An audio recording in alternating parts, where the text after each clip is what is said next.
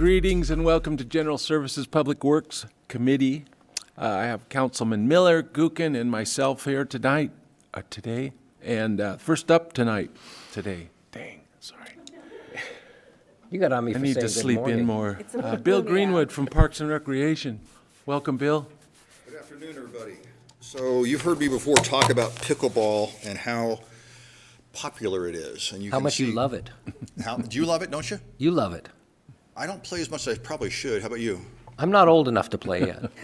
The beauty of this game is that anybody can play it. Little fellas, old fellas, in-between fellas, everybody. So the Pickleball Association, local chapter inland northwest here, their membership has increased to about 350. And so they came to us a while back and said, we need more pickleball courts. And I said, well, I might have a spot for you if you guys can get the funding. And so that's what we're here to talk about, is this location here by Fire Station 3 over off 15th.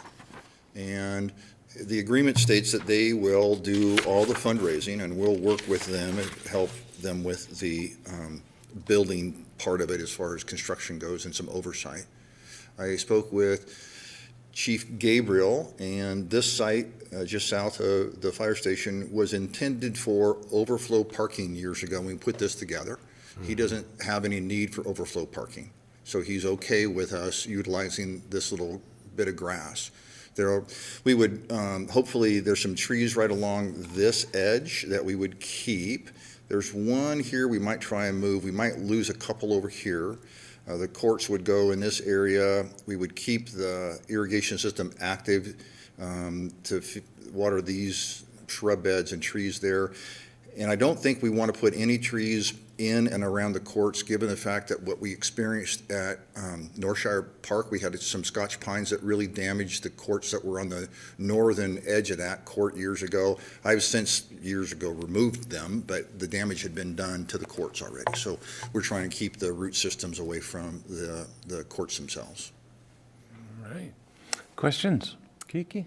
I have a couple. So what we're talking about here is this MOU program. Can you just talk about that a little more? And just for the public knowledge, this is not a city kind of funded organization, but They're private. They're a private club. group, and we have others that we have MOUs with. And I think we got into a conversation when we're talking about the ball group. The dodgeball group boy, yes. About yes. that, and we have multiple MOUs, and this is just one of them. So can you just briefly explain how that works? So here's a good example. MOU, we've got an understanding with junior tackle. They utilize Persons Field for their program. They've been doing it for years. NIC, we've got an agreement with them at Memorial Field, similar. The difference in this one is these folks are just going to pay for the structure, and when it's done, it's ours. And so, of course, we work with them on priority for their tournaments. They have been hosting a tournament there for about 7 years. It's the other part of this for them is they can bring in a different clientele, so to speak, for the tournaments. When they have these dedicated courts, they can bring in, believe it or not, pickleball is rated, they're ranked, they're national champions, and there are worldwide champions. So we've got a national champion lives up here in Hayden right now, and they're rated from 1 to 5, 5 being the best. They can bring in those pro players to come to those tournaments. It brings in bigger numbers. They've had some pretty good turnout given the fact that they don't have the standalone court. So it just helps their program. But again, you're absolutely right, Councilman. We have these sorts of agreements with a lot of different folks. Okay, and we at the same location, isn't there one with the BMX kids? Yeah, exactly. Okay. Thank you. That's another example of an organization that actually built it. We gave them the land. They run the track. They work with us. We work with them. They offer scholarships for kids who maybe can't afford a bike. So they're really a good organization. And, the Pickleball Association themselves are really good about that too. They're reaching out to folks that, like myself, aren't a very good player. They'll kind of teach me the way, and maybe I'll become a pro when I retire. So I don't know. Maybe. But just to be clear then, It is still a public facility, so you don't have to join the Correct. Pickleball Association. If you Yeah. just, and your family want to go use it to play pickleball, you can just go use it. Absolutely. There'll be times that it will be posted when they've got their tournament, or they are actually there at Cherry Hill, at these courts here, they're giving lessons through our department to the public. So those times we do put up a little sign that says reserved for this duration for this, okay? Okay. So, And but, so it's like any other park reservation thing. Cool. exactly right. And then my other question was, and you mentioned you talked to Chief Gabriel about this, but when I was doing some walkthroughs of our fire stations, and I looked at that grass and wondered if that had ever been considered for an expansion piece for the fire department, and if so, how would that affect the investment in Chief this? Gabriel never mentioned that. Again, the intent for this was, there was actually in Parking. the shrub beds here, you can see there's like scuppers that were going to be possibly cut out as a drive-through, because we weren't going to give another access off onto 15th. The idea was they'd come in here and then there'd be some overflow. He never mentioned the need for a larger facility. It was just that this was initially thought of as possible overflow if necessary. And Kenny didn't think it was necessary. Okay. And like I said, I'm just considering, I know that land is precious, and as our needs grow in public safety, I would hate to take away that opportunity. So, but it looks, I guess you could take away the basketball court on the other side. And, okay, that was all my questions about Okay. that. I think it's a Mr. good Gookin, partnership. questions? Thank you, Woody. Bill, 7 courts, I guess 4 humans per court, that's 28 people. Where are they going to park? Plenty of parking here Yeah? and here. They aren't going to overflow the fire station parking? Well, during their tournament, I'll tell you this, I've allowed them to park here, because during their tournament, and the BMX folks, sometimes when they get a 3-state race coming through, they too have really reached out and increased their membership. So there's some parking that we've leveled out here, and then if it's really bad, I will delineate some areas out here where they can park as well. Okay. Thank you. Only question I have, is there a time frame for them? I think, as I said, 3 years, and if it gives them time to, and this MOU also allows them to look for some sponsorships. It gives them, I guess, more authority to say, yeah, this is real. It's just not a handshake and a wink and a nod. It's a real deal. We're working with the city, so we have this ground available. So it helps their fundraising efforts. But I think it's 3 years. And then if it gets extended, I would come back to you guys and say, look, they've got a bit of a hiccup. Pricing for asphalt's gone up. They're going to miss what they thought they budgeted, so maybe we extend it a little bit. So it's malleable. All right, thank you. Hearing no other questions, I'll look for a recommendation. I would make a motion to approve the memorandum of understanding with Inland Northwest Pickleball Club as presented. Second. Been moved and second. Any other questions, comments? Hearing none, all those in favor? Aye. Aye. Thanks, Bill. All the way from the street department, it's Kim Harrington. We haven't seen you in years. Kim, welcome back. Years. We heard you've been out there, Yeah, all the cool projects am you out get to there. do. well, good afternoon. I'm here today for council consideration to award the contract to Selland Construction for the Kathleen Avenue Improvement Project.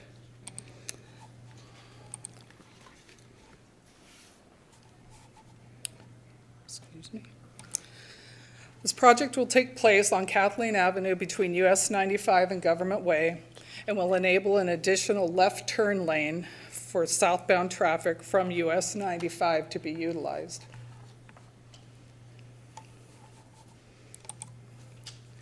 The existing conditions today are when you're heading eastbound on Kathleen, excuse me, you currently have to merge immediately.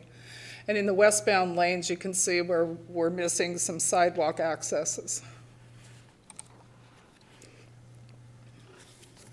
The elements of this project include right-of-way acquisition, which has been completed, signal modification at Government Way in Kathleen, that's been completed, the installation of new stormwater management facilities for the project area, and the addition of another travel lane on the south side of Kathleen Avenue.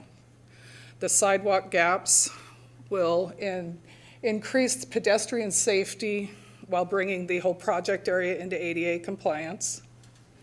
And of course, the project will have all new pavement in the project area. The new stormwater facilities, this will be something new to Coeur d'Alene that we have not tried yet on any city project. The stormwater runoff will be managed with the installation of R tanks. They are placed under the roadway, and on the project, they'll be at Crown and Royal Streets. The tanks provide filtration. Conventional dry well just stores the water until it infiltrates, but the tanks here will actually filter the water, store the water, and then it'll be infiltrated. One of the big benefits of the R tanks is they don't require any additional real estate to manage the stormwater runoff. Kim, is that what you're putting out on, or thinking of putting out on 11th Street, The Sanders Beach 11? thing. Sanders Oh, Beach? Yes, that's what we're looking at right now, and we're surveying the drainage areas in both of those basins at 11th Street and Sanders Beach. Okay, thank But you. this is what we're proposing. During the Kathleen construction project, access for traffic, businesses, and pedestrians will be provided during construction. We're anticipating 40 working days for completion and with completion prior to Memorial Day. We advertised for bids. We had 4 responding bidders, with Sullen Construction being the low bidder. Is there any human who could see those numbers? Well, do you have a printout, or I can provide you with one? Yeah, my printout is your slide, which is just as tiny. Okay. Well, if you'd like, I can go over No, I'm them. fine, I'm fine. Okay. That's the way engineers work. Yeah. Magnifying glasses. So it brings us to our decision point. If council would like to proceed with the project in awarding Sullen Construction the contract for $926,660. All right, thanks. Kim, thank you. Questions? Mr. Gookin? No, I would have questions. Kim's a pitch hitter here. Right. And so I'd just like to put it on an agenda so we can ask the engineer some questions. Kiki, anything? Yeah, that was actually my only question is, I was looking to see if there was an engineer's estimate in here, and maybe I didn't see it. Do you know what that number The was? engineer estimate originally was around $720,000, but in price increases in labor and materials has made quite a big difference in what the bids that we received.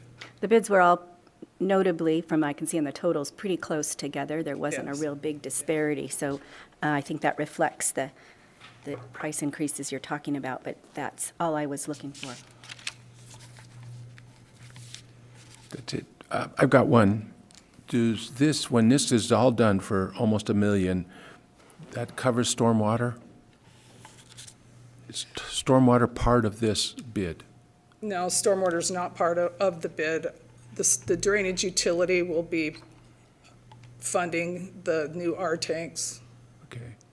Will it be installed when the road's torn up for this?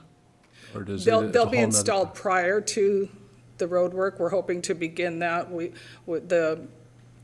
have the tanks on order, Okay. and they'll be installed prior or right about the same time that the construction starts. Another question I would ask is, does this clean out the impact fee fund? Do you know? I don't believe it cleans it out. I'll have to revert to Vonnie. I don't know, Sorry. I don't know the balance. So I believe these funds are coming from Quad One, and there's 1.4 million in Quad One, and there's about 300,000 in a beginning balance under this project, so that would still leave, and then there's also 816,000 in citywide traffic impact fees, so you have almost 200,000, or 2 million, almost 2 million in impact fees, so it won't clean it out. Thank you. Any other questions, guys? Just one, maybe quick one, Kim. I was thinking about these R tanks, and it seemed like there was grants requested to fund some of these through maybe DEQ. Is that an option in No. this particular area for some of that? For this project, it's not, Okay. but we have, like you said, submitted for grant funding for both the 11th Street and Sanders Beach. That's been taking water out of the rivers and lake, right? You get Yes. grant money Yeah, for out that. of direct inject into the lake. Okay, Thank you. any questions? Thank you, Some Kim. Direction? We're going to put that on consent and have. No, let's put it on the agenda, Agenda. which is what Yeah, staff gotcha. recommends. So I would move that we approve the contract with Selling Construction.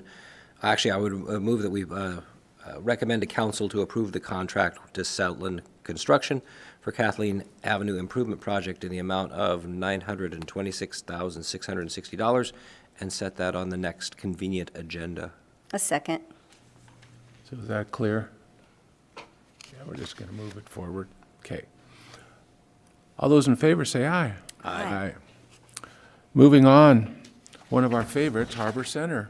Who's talking to this? Oh, they left it for you. You left it for me. Oh, man, Adam's here. How's everyone doing? We never see Adam. We just appreciate all he does. The lights are on. Yeah, I think this Things is are the clean. first time I'm in front of you guys. So, my name's Adam Koritko. I'm with Building Maintenance under the Parks and Rec Department, and I'm here today to ask for an emergency purchase for the roof replacement or the damaged roof replacement at the Harbor Center. It was damaged back on November 15th, I believe, during that last windstorm, and that wind lifted and pulled probably close to 35 to 45% of that roof, subsequently damaging the skylights, the venting for the mechanical systems, as well as leaving the roof exposed on the decking and the ridge line. After that, we had the rain a few days after before we could get it temporarily sealed, caused a little bit more further damage, and right now it sits protected from the elements with the use of tarps and batten boards. That was easy, huh? Yeah. Oh, here comes the hard part. Yep, so I've gotten a couple of quotes on this, and we are working with our insurance company through this. The metal roof replacement ranges from $400,000 all the way up to $680,000. I also received quotes for composite shingle roofs, and the lowest estimate that I had for the composite shingle was $167,000. And that is the quote we were looking to move forward with under the emergency purchase.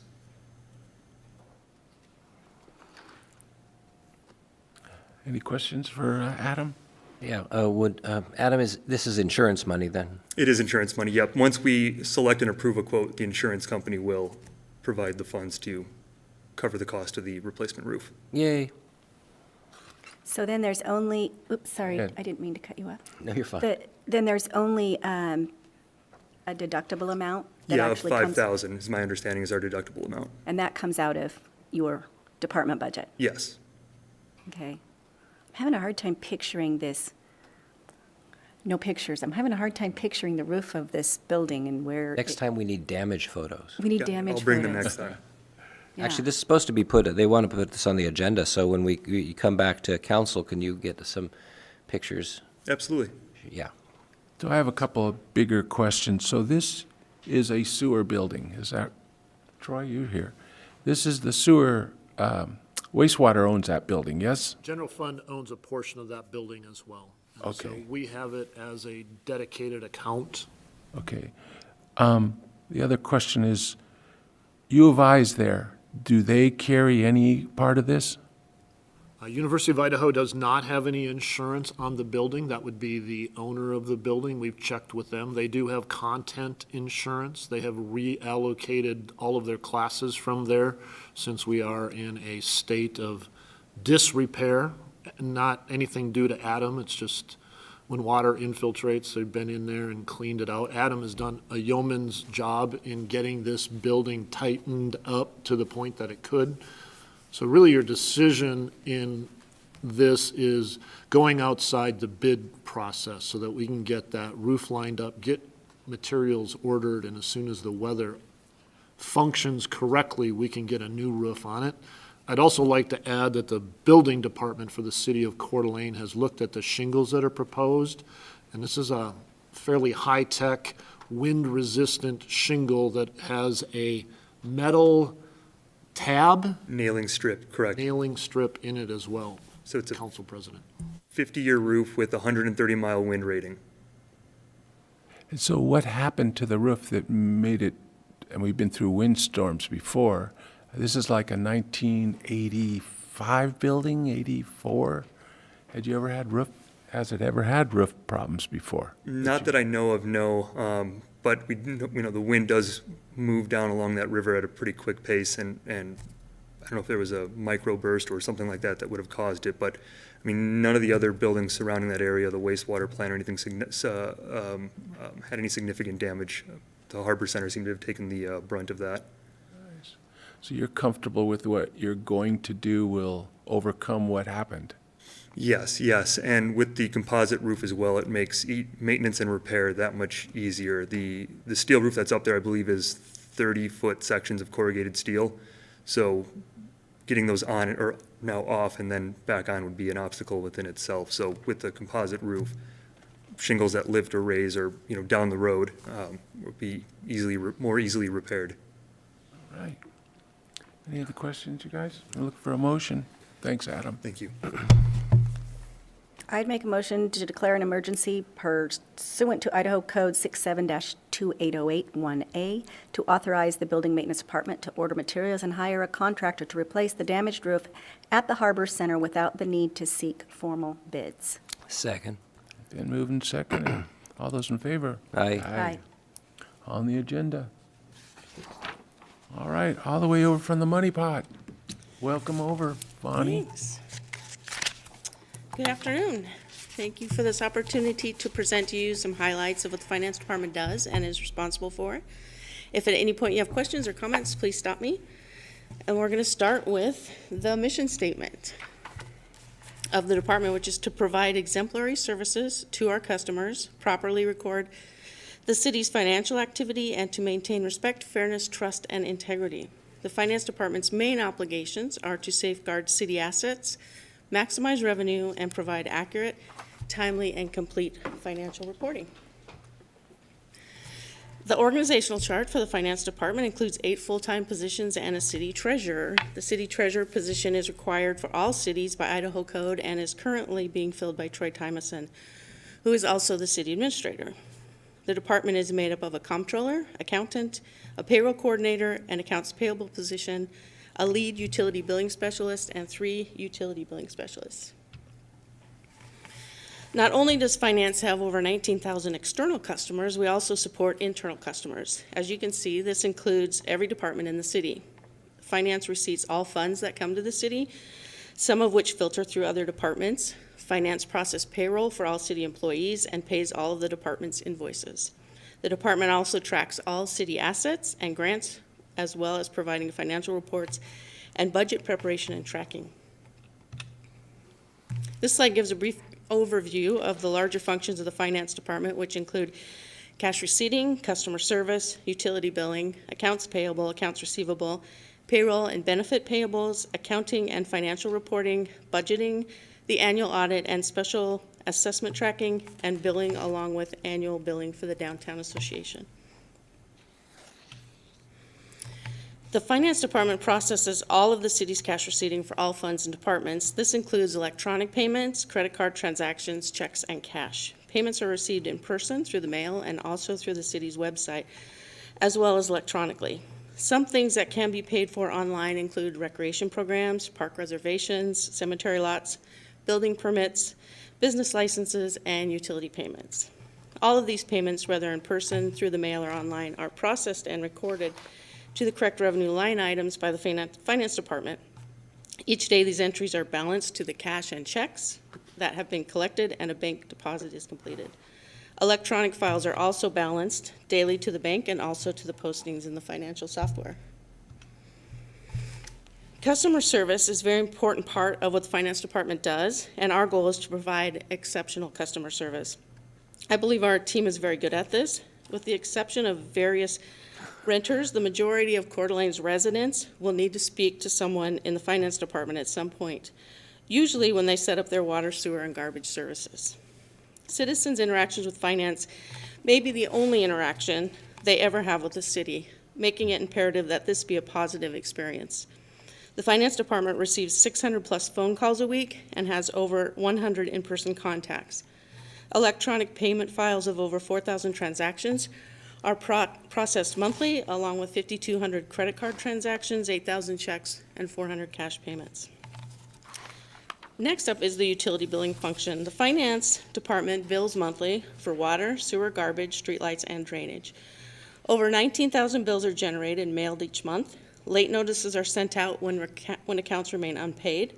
The city averages 11,000 late letters a year. If invoices still remain unpaid, eventually doors are tagged by the water department. So that is a year, because in my staff report, it says month. Yeah, I think that. And I was going to say, that's pretty crappy, but, you know. Okey-doke. The Finance Department generates 4,000 plus door tags a year, and on average, 10 customers a month are sent to collections. The ability to disconnect customers' water for non-payment keeps the city's uncollected accounts at approximately 1/3 of 1%. The utility billing function also completes over 3,000 work orders a year for final reads, to check on meters, check meter reads, for inspections and/or repairs, to turn on or off irrigation meters, and various other issues. Over 1,400 home ownership changes are processed a year also.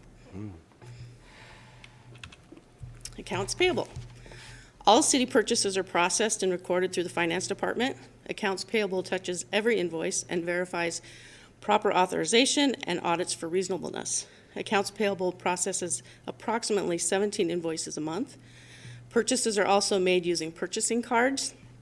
The AP position is responsible for verifying every P-card purchase, obtaining proper documentation, and balancing charges to the monthly statement. This position also maintains the P-card portal with Bank of America and trains other city employees on how to use it. The accounts payable position is also responsible for tracking the city's fleet and building and contents for insurance purposes. A big part of this position is ensuring that departments are adhering to the states and cities' procurement statutes and policies, and also the city's travel policy. Accounts payable generates and audits the city's annual 1099 reporting to the IRS and guarantees W-9 compliance for every city vendor. I don't have a slide for accounts receivable, but the Finance Department also maintains the accounts receivable module in our Springbrook software. This includes the annual billing for the Downtown Association, bulk water billings for the Water Department, cemetery purchases, and local improvement district billings. Payroll and benefits. The payroll process is bi-monthly and includes full-time benefited employees, some of who are salaried and some who are hourly, and all part-time positions. The payroll position also reconciles reports and pays employee benefits such as PERS, FICA, and Medicare, insurances including health, dental, life, and disability.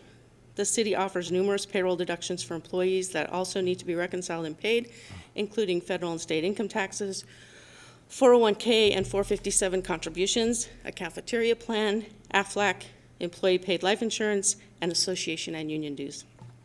Payroll and HR recently brought the employee self-service portal online that allows employees to access their pay stubs as well as W-2s and make changes to their withholdings, among other things.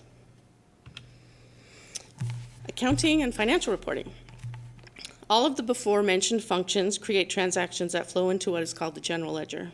The accounting and comptroller positions are responsible for the maintenance and integrity of the general ledger. The general ledger is the foundation of a company's double-entry accounting system.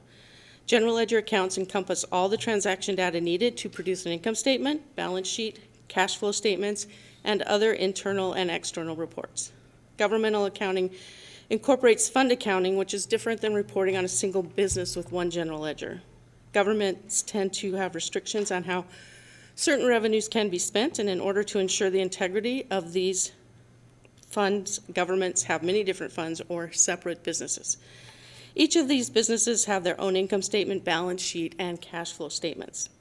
The City of Coeur d'Alene has 27 separate funds that it tracks. The primary fund is the general fund, which is used to record all transactions that are not associated with special purpose funds. The city's general fund includes 15 departments, 2 of which are specific for tracking grants for the police department. The finance department prepares the annual budget that the city council approves annually. The Finance Department begins the budget process by sending budgets out to the various department heads. Before this can be done, the Finance Department computes the wages and benefits of each employee in each department, taking into account any expected increases in pay and projecting increases in benefit costs. Included in the budget documents are 3 years of actual prior expenses and the current budget. Department heads review and complete their budget requests, return them to the Finance Department for consolidation into a preliminary budget for council review and consideration. The Finance Department analyzes all of the budgets to account for increases and decreases and significant changes year over year. The Finance Department is also responsible for the city's annual audit. The city is required by state code to have an outside audit firm perform an annual audit of the city's financial statements. This is a long process that usually begins in October and is not completed until mid-March. The city is also required to have a federal single audit done each year. A federal single audit is required by the federal government when an agency spends more than $750,000 of federal funds in 1 year, regardless of whether those federally sourced funds came directly from the federal government or were passed through from a state or local government. The Finance Department also tracks reports and pays the city's debt. The city currently has 2 general obligation bonds outstanding at the current amount of $3.3 million that will mature in August of 2025. The Wastewater Department currently has 2 revenue bonds in the amount of $34 million. In December, the city closed on a refunding of 3 wastewater department issues that will save the wastewater department just over $4.4 million over the next 12 years. The Finance Department tracks and reports the city's fixed assets each year for the annual financial report. The city's fixed asset policy requires that any item over $5,000 with a useful life of over 1 year should be capitalized and depreciated on an annual basis. And finally, Stephanie, the Finance Department's accountant, is also the current liaison on the Parking Commission and the Arts Commission. The Finance Department updates, enforces, or must comply with several policies, including the investment policy, the purchase card policy, fixed asset policy, the procurement policy, the travel and training policy, and the records retention policy. We are currently working on a federal awards policy and hope to bring that to council for approval in the near future. We also must comply with generally accepted accounting principles and the pronouncements of the Governmental Accounting Standards Board. The Finance Department. Excuse me, what was that last thing you just said? The what? The Government Accounting Standards Board. So they set the procedures for reporting, what has to be reported and how it's reported. And that's an annual process. Well, they set standards all the time. They change up our reporting and whatnot. They're like Different than GAAP. Yes, because GAAP is the standard accounting principles and pronouncements for everyone, like business, government, and then GASB. So there's GASB, which does government accounting, and FASB, which does the financial accounting for other businesses that aren't governmental. The Finance Department is responsible for various reports, including the annual budget and financial report, which are the 2 most time-consuming and detailed. Both of these take approximately 6 months from beginning to end. The state requires the city to report any unclaimed property on an annual basis, as well as the annual street report, which is required in order to continue to receive the highway user funds from the state. Cash reports and budget status reports are provided to the City Council monthly and are required by state statute. The newly created Employee Benefit Trust requires a quarterly report to the Department of Insurance and monthly financial reports to the trustees. And finally, the federal government asks the city to complete an annual financial report for the Census Bureau. That report was just recently a huge help with the ARPA funding. Through the pandemic, the Finance Department has taken the lead on the CARES Act funding, which the city received over $1.7 million for the purchase of PPE supplies and equipment, as well as IT equipment and software, and to fund an EMS position in the fire department. The city also chose to opt into the governor's public safety initiative to receive $6.7 million from the state to provide property tax relief. Finance is currently working with the other departments and the City Council to decide where to best use the resources that are being provided to the city through the American Rescue Plan Act. The City of Coeur d'Alene was allocated over $8 million in ARPA funding. Finance, along with the wastewater and the city administrator, recently worked through the refinancing of 3 wastewater debt issues. This was an extremely interesting process as we met with and provided information to numerous professionals who assisted the city in this process. This included a call with Standards & Poor to obtain a AA bond rating and watching online the day of the sale as purchase offers came through. This was a highly successful refinance, as mentioned earlier. Another recent accomplishment of admin, HR, and the finance department, along with the excellent help and advice of the Murray Group, was the creation of the Employee Benefit Trust. This was a time-consuming process as we worked through the requirements and approval of the Department of Insurance. Once approved, we worked through the recording and reporting requirements and have now implemented correct procedures for ongoing processing and reporting. The accounts payable function, I forgot to change the slide. The accounts payable function has also recently completed an audit of the city's W-9 reporting, as well as an inventory of the city's buildings and contents. Moving forward, the finance department is still working towards providing automatic payment processing for the utility bills. This has had several hiccups as we've been working with certified payments to implement this process at a low price. The department is aware that other cities have brought this online, but it is very expensive, and we are hoping to make it happen without causing an increase to customer accounts.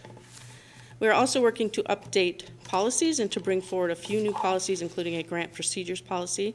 The department also continues to update procedure manuals for the various functions of the department, and as always, we need to improve the cross-training of all the department's employees to mitigate risk and be better equipped to recover quickly from disruptions and handle transitions effectively and efficiently. And with that, I'm open to any questions. Just a couple, Vonnie. Okay. If I missed this, I apologize, but is there a regular audit or check and balance process that your department follows to ward against embezzlement or fraudulent spending, and how does that work? So we do have a lot of internal controls, which include having duties separated so that you don't have the same person processing accounts payable that's also balancing the check account or payroll. So we split those up. There's a lot of, actually, the Government Finance Officers Association puts out a really good internal control procedures for you to look through to, and also our annual audit. She will also go through a lot of those because she writes a report on our internal controls. So she also reviews that every year and gives us any recommendations that she has to mitigate that. Does that cover cybersecurity type protocols too, or is that separately? Yeah, that's kind of municipal services deal on that end. Push that one You off talked to to her not them. about that. And so in your department then, when these new pots of money, grants or ARPA funding or all of that, is that assigned to one person, or do you set up a new team to try to determine how that gets broken out and monitored according to its regulations? Well, normally, most grants come from the different departments, so the police department will apply for grants and receive them, and they will do a lot of the reporting for it, but we will also do a lot of, they'll send the reports to us. We then have to have a lot of things done for the auditors to come in to check those. With the ARPA funding and the CARES Act, that did come straight through finance, so we didn't because we didn't actually apply for any of that funds. It was kind of just given to us. But usually there's a department that's applying and coming through that way. But yeah, so we pretty much finance handled the CARES Act funding, and we had a committee set up to work through the ARPA funding. And then like the CDGB grant and all that stuff, is that grant funding is separate from the finance department? Yes. Yes, I do some of the, when planning sends through for a reimbursement, because of the separation of duties, I then have to approve that to go through before we actually get the funding, but I have a very small role in that.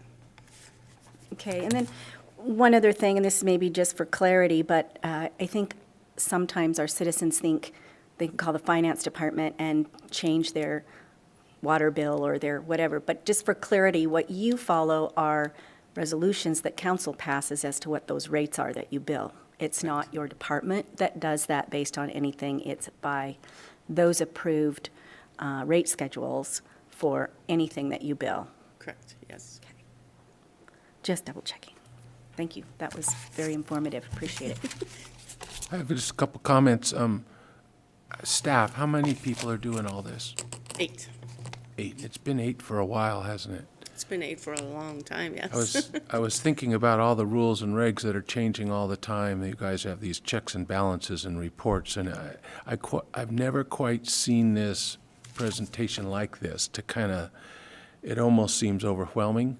And I know it's part of the process of growing bigger and more rules and more of that, but I'm always impressed with you guys, always have the answers that we need, and all the girls are always super happy and friendly, and that means a lot when you're giving the government money, right? When Well, you're and paying one it. thing that's helped with that is, the computers. That has helped us a lot to be able to keep everything done with just 8 people. So we're always trying to computerize more and more of it that we can to keep the You staff. almost need a whole person to schedule all your reporting. It's just, it seems Well, like there's a lot. kudos to your guys and girls down there that just take care of everybody. Appreciate it. You're welcome. Thank you. Look for a motion to adjourn and call it a day. No, let's stay. I'm good here. You're good? We order some pizza? We have a police promotion in 20 minutes. Oh, Come well, on. we- Okay, motion to adjourn. Yeah, Second? second. Okay, we Second. both All in favor? motioned, we both seconded. Have Good. fun with that. Aye. Aye. Thank you, everyone. Adam, good job.